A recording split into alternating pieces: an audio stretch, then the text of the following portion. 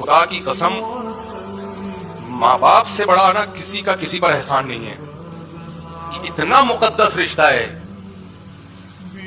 کہ باپ اور ماں جو ہے نا وہ اپنے آپ کو بھلا کے اولاد کے لیے فکر کرتے ہیں, اور آج یہ اولاد ماں باپ کی قدر نہیں کرتی.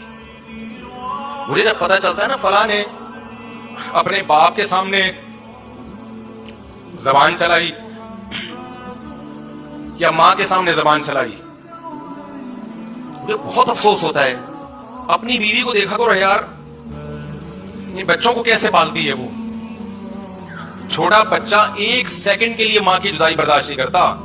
آپ بچپن میں ماں کے اتنے محتاج تھے, ایک سیکنڈ کے لیے ماں کی جدائی برداشت نہیں ہوتی, چپکا رہتا ہے ماں کے ساتھ, ایسے چیختا ہے. اور بڑے ہو کر کیسے بھولتا ہے, بڑے ہو کر کیسے بھولتا ہے. سوچ نہیں سکتے آپ ماں باپ کے کتنے احسانات ہیں, بھول جاتا ہے انسان. اصل میں کہتے ہیں نا کہ ماں باپ 4 بچوں کو پال سکتے ہیں لیکن 4-5 بچے ماں باپ کو نہیں پال سکتے. وہ باپ جو کام کرتا ہے, محنت کرتا ہے, جب وہ گھر واپس لوٹتا ہے تو بازار سے سوچتا ہے کہ میں اپنے بچوں کے لیے کیا لے جاؤں, میں ایسی کون سی چیز لے جاؤں جو بچے دیکھ کر خوش ہو جائیں اور بچوں کا دل مطمئن ہو جائے, خوش ہو جائے. اور وہ کچھ نہ کچھ چیزیں لے کر آتا ہے. اور ایک طرف ہمارے معاشرے میں جب والدین بوڑھے ہو جاتے ہیں, کمزور ہو جاتے ہیں, جب وہ گھر پر ہوتے ہیں تو 4-5 بچوں میں سے ایک بچے کے ذہن میں بھی یہ نہیں آتا کہ میں اپنے والدین کے لیے کچھ لے جاؤں کہ انہیں پسند آ جائے, انہیں کس چیز کی ضرورت ہے. یاد رکھیے کہ والدین کو ضرورت ہوتی ہے, والدین کو خدمت کی ضرورت ہوتی ہے, ان کو بہت ساری چیزوں کی ضرورت ہوتی ہے, لیکن وہ بولتے نہیں ہیں, وہ بول کر نہیں بتاتے. وہ کہتے ہیں کہ ہمارے بچے کے جو پیسے ہیں وہ ضائع ہو جائیں گے, بیچارہ بچہ محنت کر رہا ہے, اپنے بیوی بچوں کو پالے گا. کیا سوچ ہوتی ہے والدین کی کہ اپنے بچوں کے پیسے بچانے کے لیے اپنے پیٹ کو دبا لیتے ہیں, اپنی زبان کو روک لیتے ہیں. لیکن کسی اولاد کے ذہن میں یہ نہیں آتا کہ میرے والدین نے میرے لیے اتنا کچھ کیا ہے تو میں ان کے لیے تھوڑا سا کچھ نہیں کر سکتا.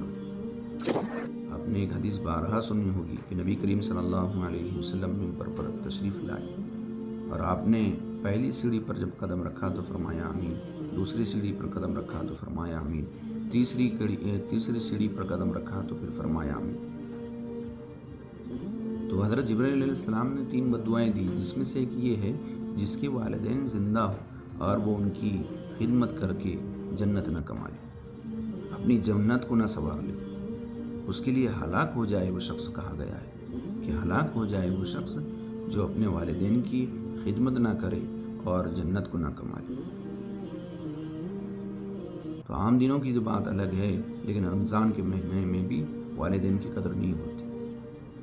والدین کے لیے اچھی سے اچھی چیزیں, اچھی سے اچھی غذائیں لانا ہمارا کام.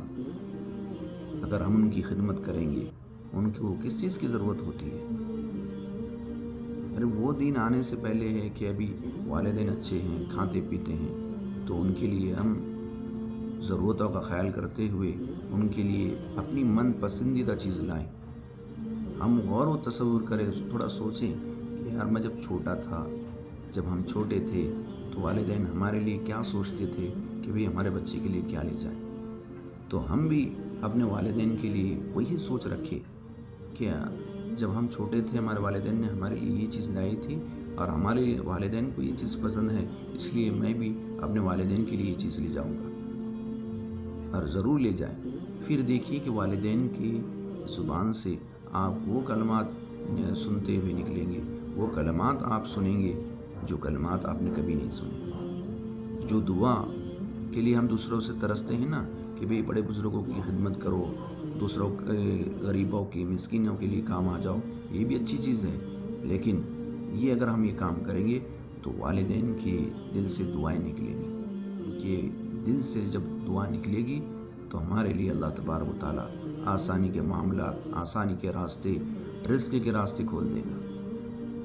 والدین کی دعائیں بہت تیزی سے لگتی ہیں. جتنا ہم سنتے ہیں نا کہ والدین کی بد دعائیں بھی خطرناک ہوتی ہیں، تو والدین کی دعائیں بھی بہت ہی فائدہ مند ہوتی ہیں.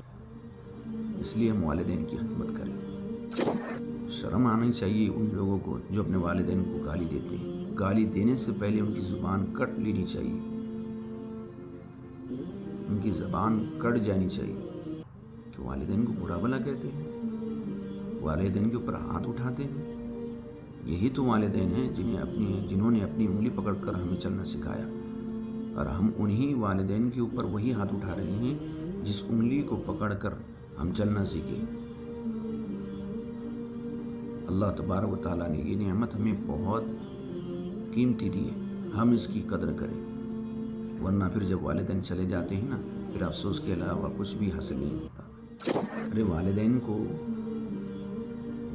کو آپ کے پیسوں سے، آپ کی دولت سے کچھ پیار نہیں ہوتا. والدین کو صرف آپ سے پیار ہوتا ہے. جب بچہ کام سے آتا ہے یا محنت کر کے آتا ہے تو سب سے پہلے ماں ہی وہ ہستی ہوتی ہے جو اپنے بیٹے سے پوچھتی ہے کہ بیٹا تیری طبیعت کیسی ہے، تو نے کھانا کھایا تھا یا نہیں کھایا تھا، تو نے کچھ ناشتہ کیا تھا کہ نہیں کیا تھا، آج صبح سے تو ایسے ہی چلا گیا تھا. یہ پوچھتی ہے، یہ ہوتی ہے ماں. ہاتھ پھراتی ہے، اپنے بچے پر ہاتھ پھراتی ہے اور کہتی ہے کہ بیٹا پہلے کھانا کھا لے. ارے کہاں ایسی ماں ملے گی آپ کو؟ بارہا ہم بیانات سنتے ہیں، لیکن کبھی ہمارے اندر یہ چیز پیدا ہوئی؟ ہمارے اندر باہر کے لوگوں کی ویلیو ہے لیکن والدین کی ویلیو نہیں ہے. یہی تو والدین ہیں جو ہمارے لیے جنت ہے. یہی تو والدین ہیں، یہی تو ماں ہے جس کے قدموں کے تلے جنت ہے، اور جو باپ جنت کا دروازہ ہے. ہم ان کو ناراض کر کے نہ دنیا میں چین سے رہ پائیں گے، نہ آخرت میں ہمارے لیے کوئی اللہ تبارک و تعالیٰ جنت کی راہ کھولیں گے. اس لیے اللہ تبارک و تعالیٰ نے ہمیں جو والدین جیسی نعمت عطا فرمائی ہے، جتنا ہو سکے ان کی خدمت کرے، ان کی دعائیں لے. کچھ اولاد ایسی ہوتی ہے کہ والدین کو تانے دیتی ہے کہ جب دیکھو جب ہمیں گالیاں دیتے ہیں، ہمیں باتیں سناتے ہیں، ہمارے بارے میں اچھا نہیں کہتے. ارے تمہیں چھوٹے سے لے کر جب انہوں نے بڑا کیا تو یہ کیا انہوں نے اچھا نہیں کیا؟ اور ان کی کچھ کڑوی باتوں کو تم یہ کہہ رہے ہو کہ یہ ہمارے بارے میں اچھا نہیں سوچتے. والدین ہی وہی ہستی ہے جو اپنے بچوں کے بارے میں ہر وقت ہر پل اچھائی کا سوچتے ہیں، بھلائی کا سوچتے ہیں. لیکن یہ کب احساس ہوتا ہے؟ ان کے چلے جانے کے بعد احساس ہوتا ہے.